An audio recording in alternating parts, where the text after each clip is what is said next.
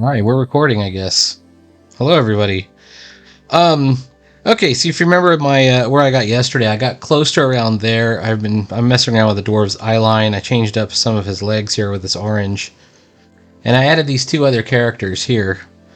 And then last night I also started inking them. Now, unfortunately, I'm looking at it now and I'm comparing it to what I had. And I think I had this foreground character much larger. And here I was thinking I had my proportions wrong. So I might duplicate it. Hang on, let's take this artwork and duplicate it.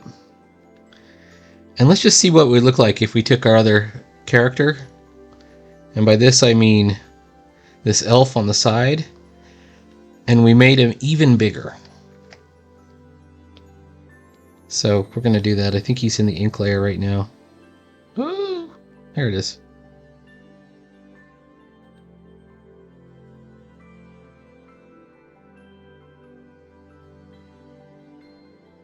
I think that might be a better choice. Look how it does change things up as far as the scaling. So let me erase everything outside of this frame. One thing I've learned as a comic artist is really that your panel frame, your panel border is super useful for things. And the trouble here, unless, in case you aren't aware, is that, and look, I completely eyeballed it. The trouble here is this character in the middle that we want as our focal character is a dwarf, right? So he's a different scale than this. This is a thief, and this is supposed to be an elf right here. And yet you still want everything to kind of match up. You know?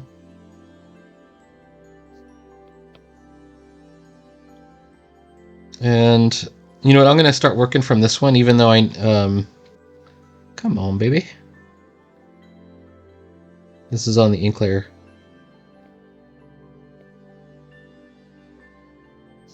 I had another issue, too. Somehow I started inking in with a dark purple instead of black. I just couldn't... It was... The room I was in was dark enough that I didn't realize I was using like a dark purple. So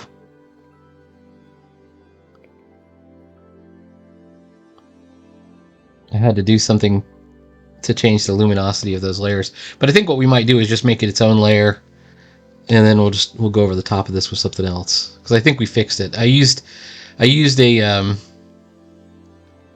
different luminosity layer here to change everything to black. All right, let's call this... I'm going to call this FG characters, foreground characters. Okay. Now, unfortunately, I also did, in my foreground characters thing, I started to do a little bit of the dwarf's face. So let's go ahead and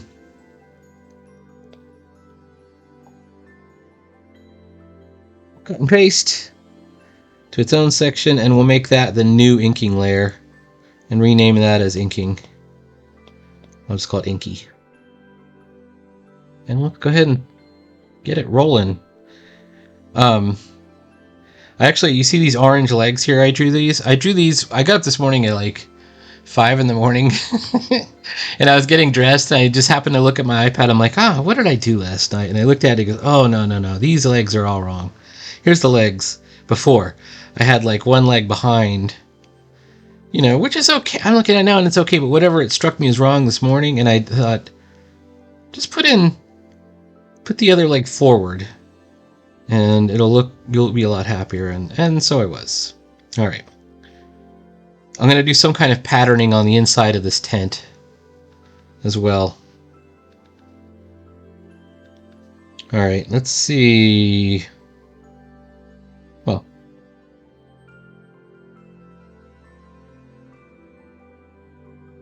you know, what's important is that we get the eye line right. He's looking over at the rogue, the thief here.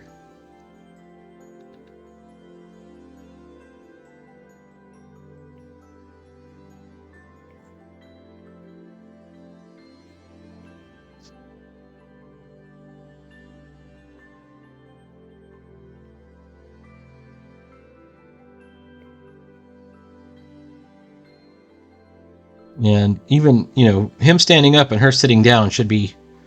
They're not. He's a little bit taller than her standing up, but not much taller.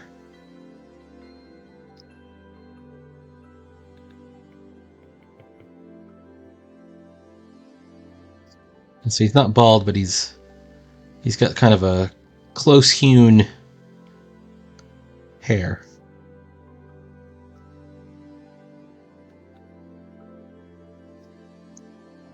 I am not good at hair.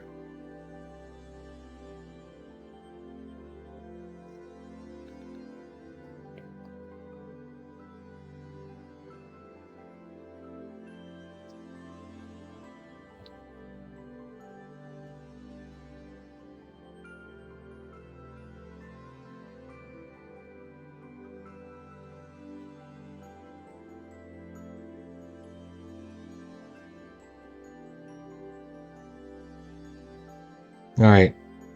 I started drawing the scales on the chainmail, but I think I did it upside down, so let's make sure the thick part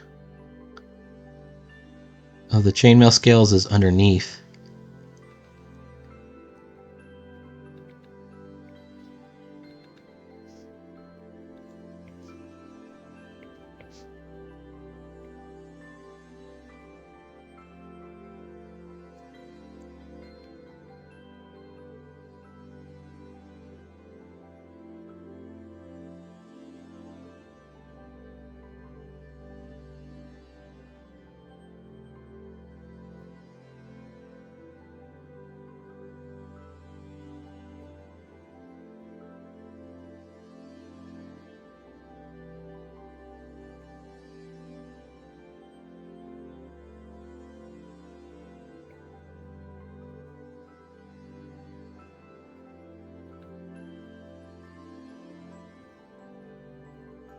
And that's...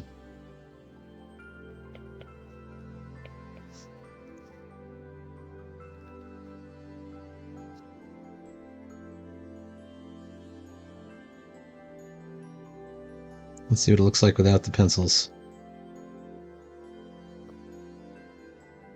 Never mind that orange part. Looking good so far. Alright.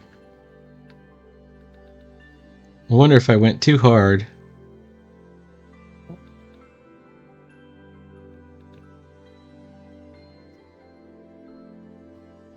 On my foreground character lines, like, did I go, like, is the line weight correct? And there's a good chance that it's not. And then I'll be correcting it for a while.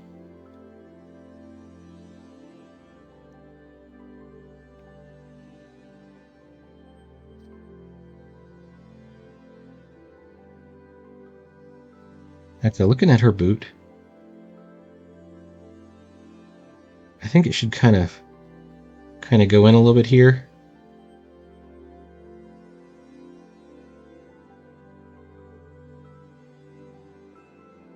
And come out like that.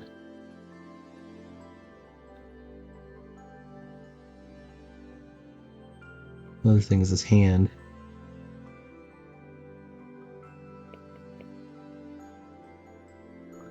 She's got gloves on.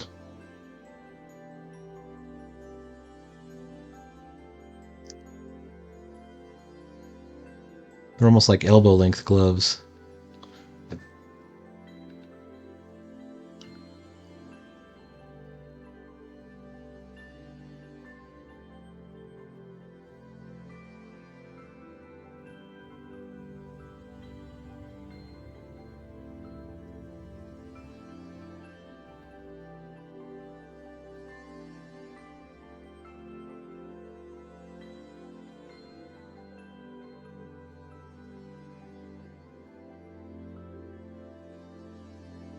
Alright, we're getting somewhere. Now, I will probably be working on this tomorrow on Drive-In Saturday, along with some other stuff. I got lots of stuff I need to work on.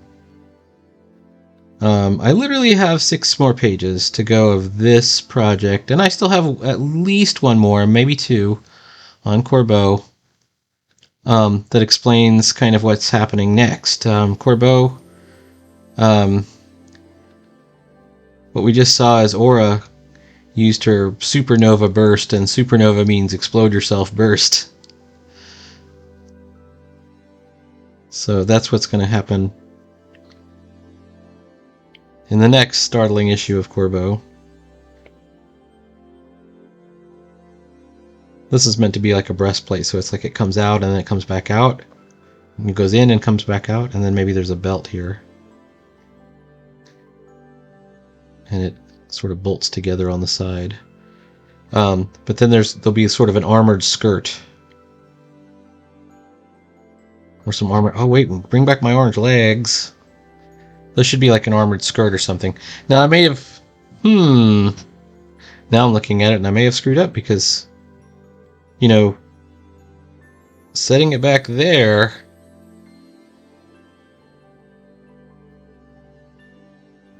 May not be right. May not be correct. Let's leave it for right now. We're just gonna keep going. Let's go ahead and continue with this hand.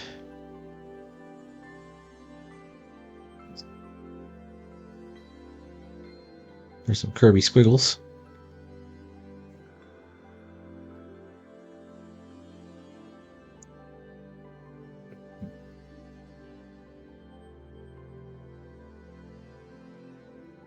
And part of my problem here is this. He's got a cape that sort of comes down. I checked the story that, so when I got this assignment, it was like, I want a picture from the story that I wrote. I didn't write the story, that the guy wrote. That's what he said to me. And he can be inside or outside of the tent. He's coming into the tent. But in the story, he is carrying his battle axe tethered to his forearm guard. Somehow. So. Because they had to climb a mountain before they got to this yurt.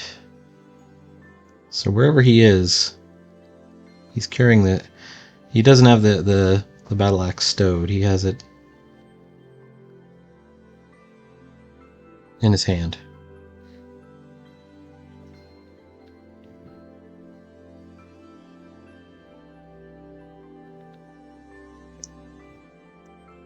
I had this idea of doing sort of a bearded axe, like a Franciscan bearded axe. And I still intend on using that. But I wanted to do some sort of ornamental engraving inside the axe blade. I'll have to find some reference. I know I've seen something like that before.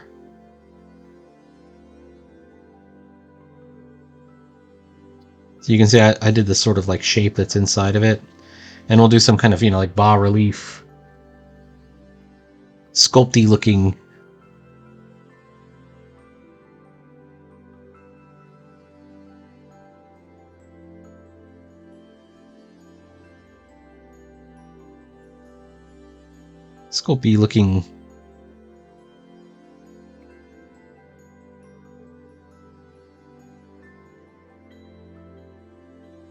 work inside the blade of the battle axe.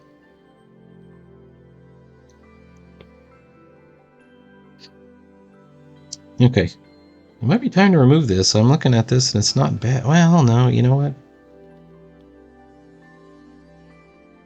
All I would have to do to change it is to remove that. And instead...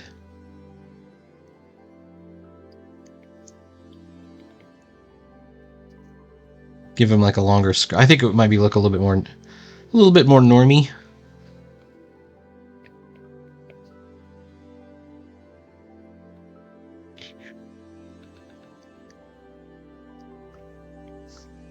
Today, what am I talking about today? Today's a sad day. I woke up this morning and two people sent me a notice that Akira Toriyama had died.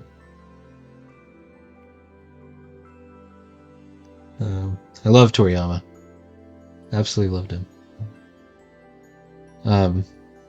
I was not a guy who watched all of the Dragon Ball Z cartoons. I sort of turned my nose up at that when they were on. And it wasn't until much later that I got into Toriyama. And I got into him as a manga artist, specifically a comics guy.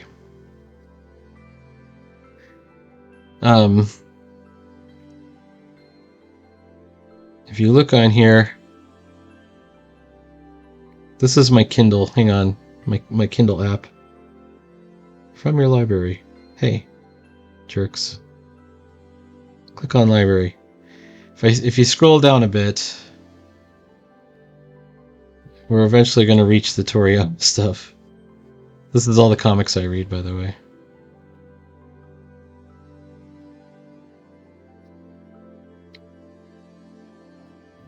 Where is it? You would think I never read Toriyama.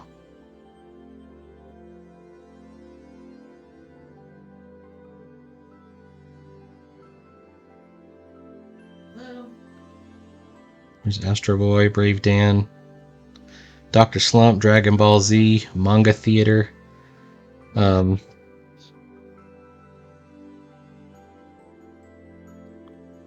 Looks like I've only got a couple of them, but I've got 12. I've got 12. I have all these. And then I have all these right here. And then I have Manga Theater, which I love too. I'm a big fan of Toriyama. Big influence for me. Alright, hang on. Alright, I'm still going. Anyway. Yeah, I love Toriyama. I watched a video from Coffee Comics, who I quite like. I really like him. And the video was titled, without Dragon Ball Z, I would have been an alcoholic, and he's not exaggerating. I think it's probably true.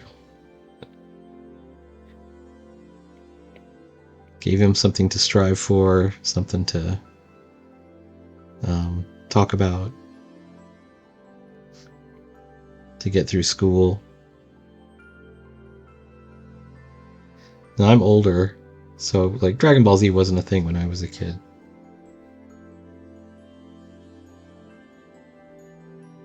Not till much later. At least in my country.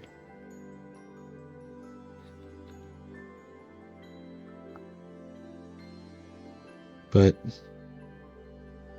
I totally understood what he was talking about when he was talking about that.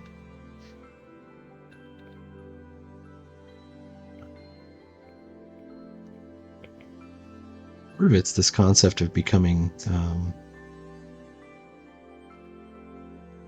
anti-fragile, right? And by that I mean,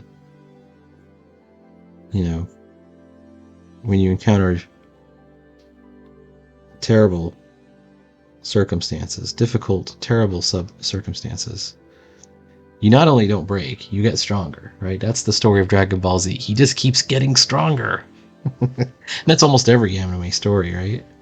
A lot of anime stories, no matter what you throw at them, it's like they take that and they absorb it, and that's become even more powerful. I think that's even Vegeta's power. Of course, Goku, the real good guy.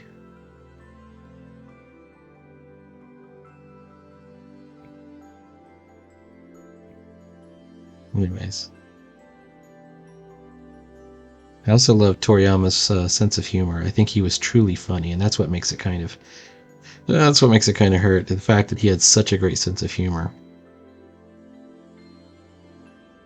There's panels in Dr. Slump where they'll be in town and you'll just see a fish swimming by with a scuba suit on in the air.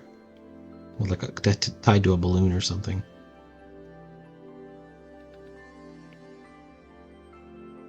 So clever.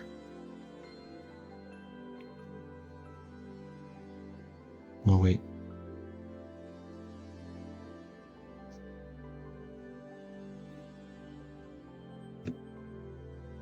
Alright, we're getting our characters down. They're starting to look okay. Now we're just gonna go deeper and deeper on all these costumes. All these clothes. Maybe he's got some shin guards or something.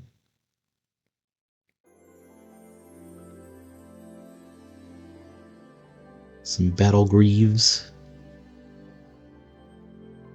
Kind of see this is made out of fur. Some fur-lined boots. We know it's the snow that they're walking through.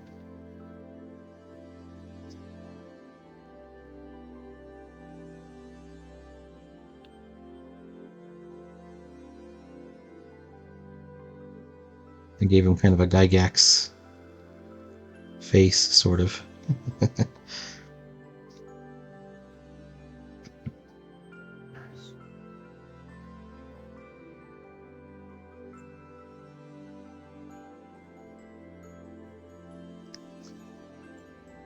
big square fingers for a dwarf.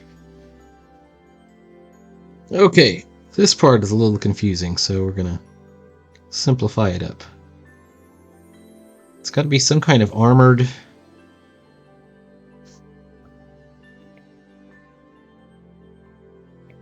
skirt, you know, some kind of armored series of plates.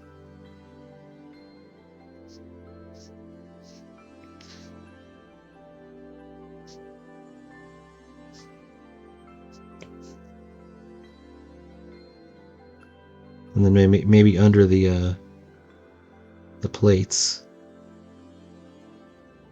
we put some chainmail,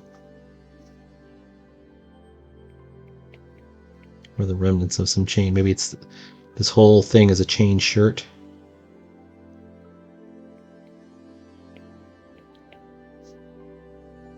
And he's got pants on.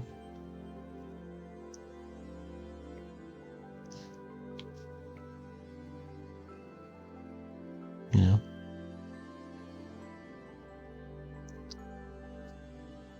The next thing is this arm is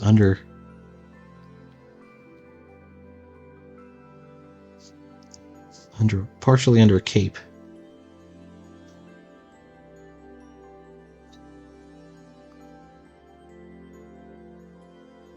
With the axe coming out. So Toriyama, he died of a subdural hematoma, but they're not really saying what that is. You know, it's when you hit your head. He was 68 years old. Maybe he fell down. Maybe he had a motorcycle accident. He loved motorcycles. He loved vehicles of all types. In one of his autobiographical comics, he would talk about if he really wanted something, he would just draw it over and over again. And one of the things he would draw early on was a motorbike, a motocompo.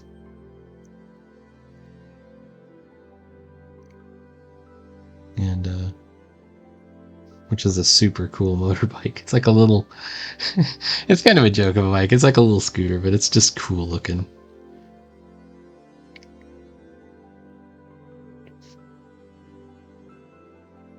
Motocompo makes several appearances in his comics. He just enjoyed drawing it. I mean, it was just a thing. Alright, I think I got my characters. I don't know what this is yet. Maybe it's a jar?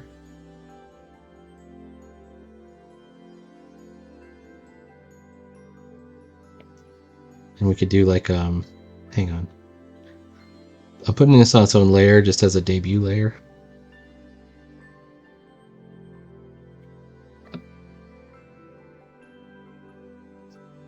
Put something kind of coming out of it.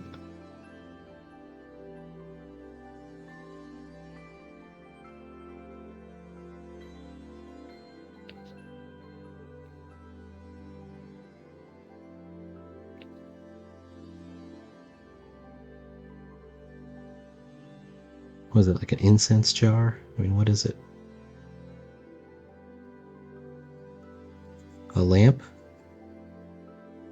Maybe it's a lamp.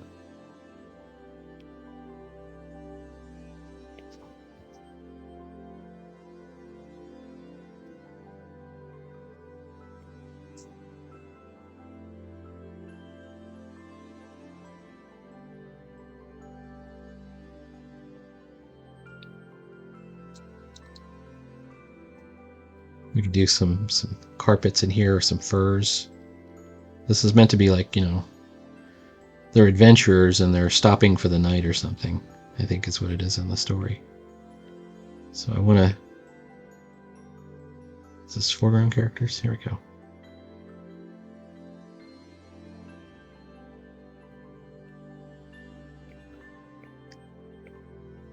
This one, like the other 2 full pages, is going to have a big decorative border. I don't know yet if it's going to be a square border or we might do a an archway. I'll show what an archway would look like. Or a keyhole, you know, something like that. Do the border around there. Lose his face right there.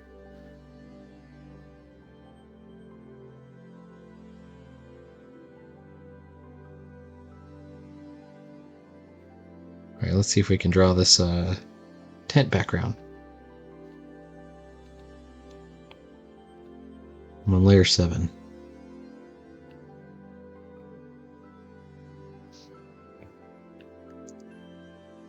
Alright. Anyways.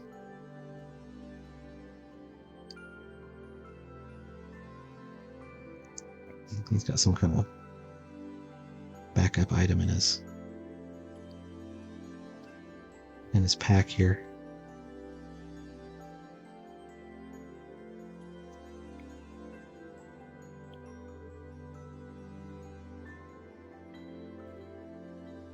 Please like, follow, and subscribe.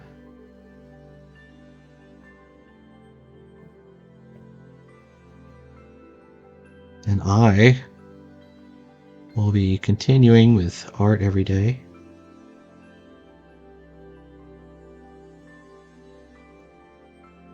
Oh, wait.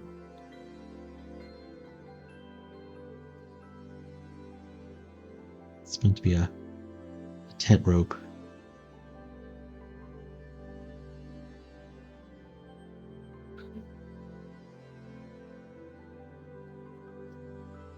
All right. Long live Toriyama. See you later.